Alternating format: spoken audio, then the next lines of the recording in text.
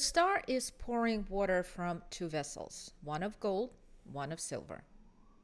The golden cup is the cup of Chokhmah, sun. It's the father energy. And the silver cup is that of Binah, moon, the mother energy. Thus, as the contents is poured out, it forms a river at the star's feet. Therefore, the star is merging the two streams of individual consciousness with the greater mindfulness.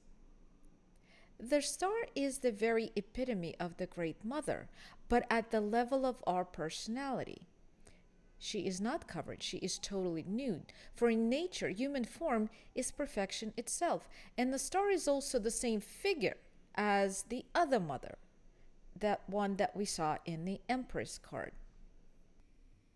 On the bottom left of the star, we see a tree of knowledge of good and evil. So everything here is very much reminiscent of the Garden of Eden. The path of the star on the tree of life is that of Tzadi. It connects Netzach, which is victory, with Yesod, which is foundation. It is a very powerful path because it reminds us that we too carry divine perfection in us. It shows us the approach to divine energy itself. On the top of the star is a seven-pointed star shining brightly. That's because the entire universe is love. The number 7 is associated with Venus, as the seventh Sephirah Netzach is ruled by Venus. Around the main seventh-pointed star are 14 other stars. And all of that adds up to number 21, number of Yahyeh, God's name of Keter. Thus telling us that the relationship of this path to the Godhead is far more direct than is obvious on the surface. Finally, next to the star is the bird ibis, representing thought, god of wisdom.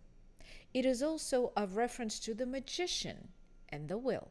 It points out that wisdom emerges from a right understanding and control of the daily aspects of our lives. The star is against a dark blue sky with the constellation of Aquarius in the background. Aquarius is a very watery sign, as the element of the card indicates, water being the very symbol of the unconscious. Aquarius is all about the individual and his or her uniqueness, and yet has an overall humanitarian outlook.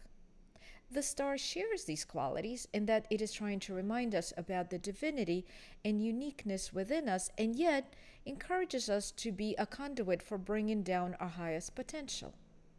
Therefore, the star exemplifies the highest level of the personality's intuition, as opposed to the path of the sun, which is the highest level to be reached by the intellect. There is a valid reason why the star card follows the tower trump. It is here that we need to bring us hope after a crash.